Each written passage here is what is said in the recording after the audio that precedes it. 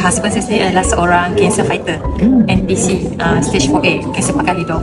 So bermula dengan Alaraska sebab kepala dia sakit sangat macam nak kompres. Masa tu kami tak tahu lagi dia ada kanser. But then dia tak cure lah actually, sebab kanser kan dia tak boleh terus cure. And then bila dah diagnose with NPC, sebelum kemoterapi, mata dia ada double vision tau. And then I try bagi dia Avision.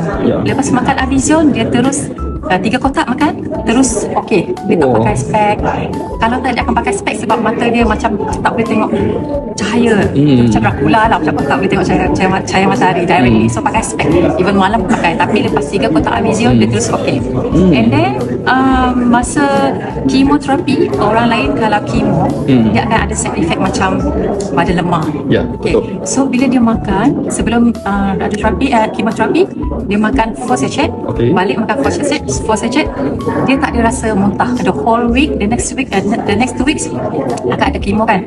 The whole week tu tak ada rasa muntah, cegah, sihat. Aspirina pun dia makan. So that's why kami memang tak boleh tak ada aspirina, Shiruto, Lifcol pun kami mesti ada juga.